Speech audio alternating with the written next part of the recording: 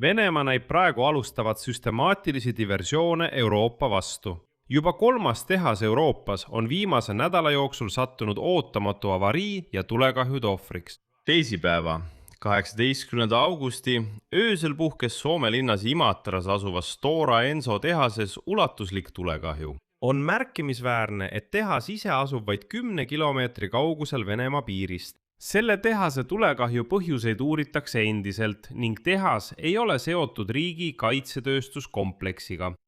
Aga asi on selles, et see toimub olukorras, mida täna kirjeldas Läti president. Venemaa hübriidsõda Euroopas toimub juba praegu. Samal ajal ähvardas Venemaa Suurbritanniat Briti droonide pärast, mis praegu lendavad üle Venemaa. Kuigi ma olen kindel, et Kremlis teati sellest juba ammu, aga alles siis, kui sellest hakkasid kõik rääkima, otsustati Kremlis britte vastulöögiga ähvardada.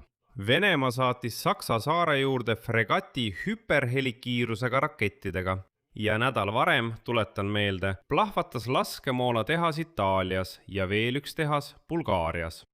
Ja siin on tõeline paradoks, sest samal ajal kui kõik see toimub Euroopas, lendas Donald Trumpi usaldusisik salaja Peterburi, et pidada läbirääkimisi Kremliga. Vaatame selles saates kõik viimased sündmused läbi, paneme need järjekorda ja selgitame lahti. Minu nimi on Aleksei Petši, hakkame pihta. Aga enne, palun teid, et te telliksite selle kanali. Me liigume 300 000 tellija poole. Seetõttu olen tänulik iga teie tellimuse eest. Alustame kõige olulisemast uudisest. Soomes toimus metsatööstusettevõtte Stora Enso tehases plahvatus, mille järel puhkes tulekahju. Tehas asub umbes 10 kilomeetri kaugusel Venemaa piirist. Plahvatuse tagajärjel süttis masuudi mahuti. Õnneks keegi viga ei saanud.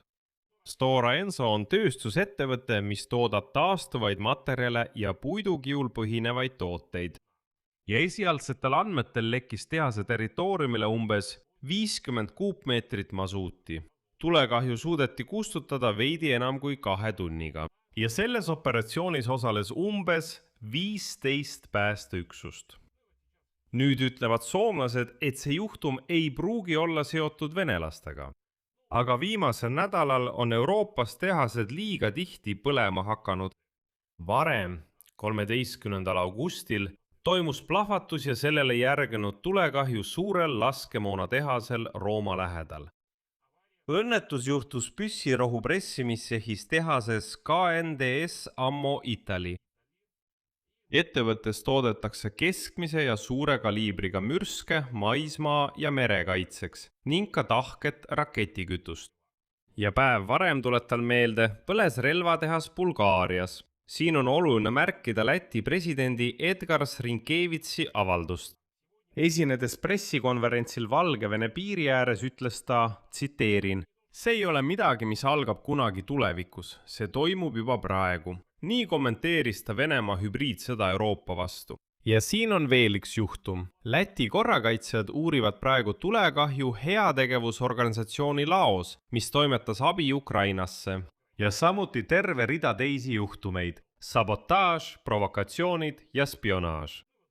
Ja Bloomberg märgib eraldi, et Euroopas täheldatakse sabotaaži aktiivsuse kasvu. Tuletan meelde, droonist lõhkeainega Ukraina lennuki juures Saksamaal kuni süütamiste ja isegi palgamõrvade katseteni. Siin on oluline märkida, et varem ähvardas Venemaa välisminister Sergei Lavrov otsesõnu, et Venemaa tugevdab võitlust nende vastu Euroopas, kes aktiivselt aitavad relvastada Ukraina relvajõude. Ja täna kõlas uus ähvardus, seekord Suurbritannia aadressil. Venemaa saatkond Londonis teatas, et Suurbritanniat, tsiteerin, paratamatult ootab vastutus kaasosaluse eest Kiievi režiimi kuritegudes. Põhjuseks sai kinnitus sellele, et Ukraina kasutab Briti droone rünnakuteks Venemaa territooriumi sügavusse, millest ma rääkisin juba eelmises saates. Just täna Deep Missionis lisati, et Suurbritannia osaluse kasvades sõjas kasvab ka hind, mida tal tuleb maksta. Konkreetseid detaile pole, kuid pole välistatud, et varsti hakkab midagi põlema ka Suurbritannias. Noh, sellised nad ongi need venelased, kes peale diversioonide ja süütamiste suurt midagi muud teha ei suuda. ja olgem ausad, venelased teadsid kindlasti väga hästi, et Ukraina kasutab Briti droone, sest me oleme neid juba pool aastat kasutanud. Kui poole aastaga ei saa aru, et teie pihta lendavad Briti droonid, siis see on täielik jama. Aga venelased hakkasid muskleid näitama ja ähvardama alles siis, kui ajakirjanikud juba avalikult kinnitasid, et jah, Briti droonid lendavad Venemaa territooriumil. Ja edasi otsustas Venemaa näidata oma jõudu merel. The Telegraphi andmetel saatis Venemaa Läänemeres Saksamaa rannikule fregati Admiral Kassatonov, mis on varustatud tiibrakettide Kaliibr ja hüperhelirakettidega Tsirkoon, mis suudavad kanda tuumalõhkepead. Laeva märgati Saksamaa turismisaare Fehmarn lähedal. See liikus välja lülitatud asukoha saatjaga. Ja see on juba teine Venemaa Föderatsiooni põhjalaevastiku sõjalaev, mis on viimastel nädalatel Läänemerele üle viidud. Tuletan meelde, et juuli lõpus saadeti sinna juba hävitaja admiral Levtšenko. Ja nüüd toimus fregati paigutamine kohe pärast kiilaspäise diktaatori Vladimir Putini ähvardusi alustada lääne laevade hõivamist vastuseks Venemaa varilaevastiku tankerite kinnipidamisele.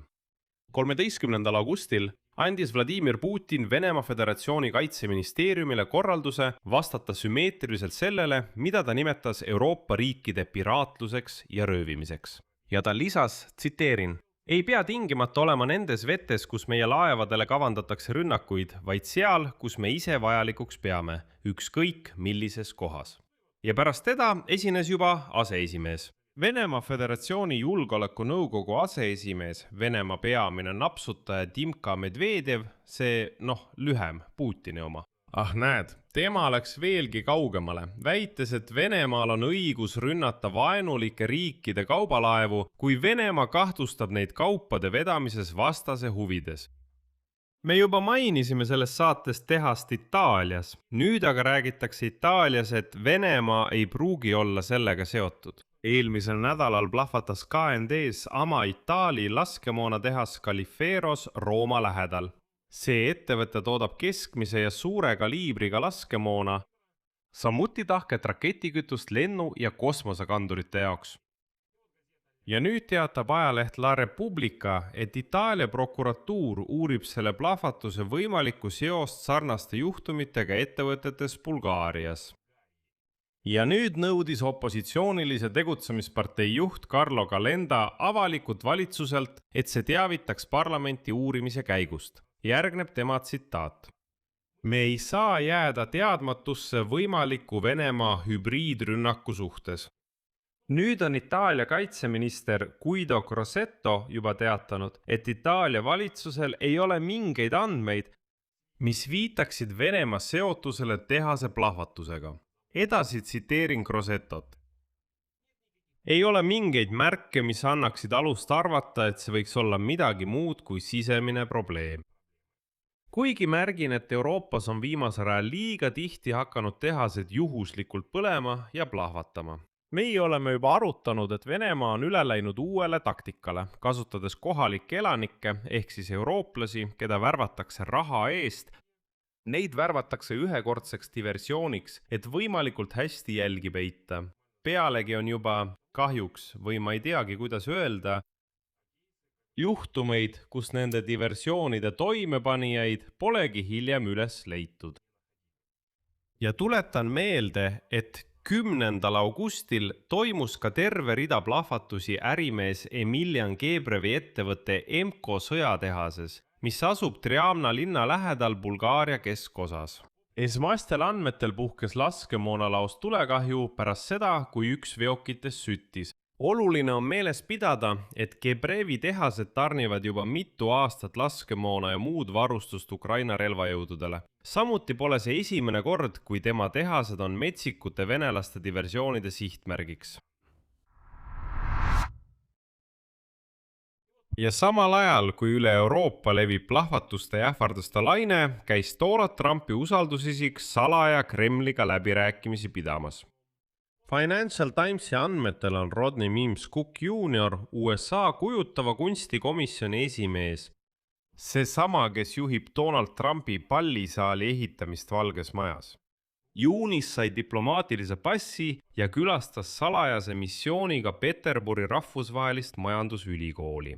Ametlikult esines ta sessioonil nimega Venemaa-USA kultuuride dialoog, kuid mitteametlikult kohtus ta Kremli ametnikega, sealhulgas Putini nõuniku Anton Kobjakoviga. Ja siis ütles USA riigisekretär Marco Rubio avalikult, et tal pole mingit teavet ühegi delegatsiooni reisi kohta Peterburi. Kuigi veel kord, diplomaatilisi passe väljastab just nimelt riigidepartement. Cook ise keeldus kommenteerimast kohtumisi pesemata venelastega. Aga Financial Times kirjutab, et tõenäoliselt võis läbirääkimiste teemaks olla Ukraina ja Trumpi lähikonna ärilised huvid. Aga tundub, et Trumpi inimeste sellised sõidud Putini juurde ei anna mingit tulemust. Putin ei näita mingit valmisolekut arutada lahendust. Eelkõige tema õukondlane Sergei Lavrov välistas reedel taas konflikti külmutamise, viidates sellele, et see tühistaks täielikult meie vanaisade kangelasteo ja ta ähvardas lääneriike hävingu ja veelgi karmimate meetoditega. Ja ametlike läbirääkimiste alustamise katsete ebaõnnestumise taustal püüavad lääneriigid Financial Timesi andmetel luua ka muid mitteametlikke kanaleid. Näiteks juulis toimus Viinis kohtumine Suurbritannia, Prantsusmaa, Saksamaa ja Venemaa endiste ametnike vahel. Aserbaidžaani president Ilham Aliyev kinnitas, et samal kuul arutasid Bakuus ka endised Saksamaa ja Venemaa ametnikud võimalusi Ukraina sõja lõpetamiseks. Kogu Euroopas registreeritakse samal ajal plahvatusi tehastes, mis töötavad Ukraina kaitsetööstuse ja logistika heaks. Me kuuleme Suurbritanniale suunatud ähvardusi droonide tarnimise eest. Vene sõjalaevad hüperhelikiirusega rakettidega ilmuvad Saksamaa ranniku lähistele. Ja kõik see toimub samal ajal, kui Läti president teeb otsese avalduse, et Venemaa hübriidsõda Euroopas käib praegu. Samal ajal, kui Euroopa hindab kahjusi, Vladimir Putini usaldusisik jõudis juba salajase diplomaatilise missiooniga Peterburi sõita. Kuid see isik naasis ilma ühegi märgita, et Kreml oleks valmis tõelisteks läbirääkimisteks. Vastupidi, me näeme, et ta eskaleerib olukorda ja suurendab diversioonide arvu Euroopas. Siia panen 3 punkti. Kirjutage oma arvamused ja järeldused selle saate kommentaaridesse. Tellige kanal, vajutage kellukesele ja ärge unustage laiki panna. Sellega on kõik. Hoolitsege enda eest. Kõike head!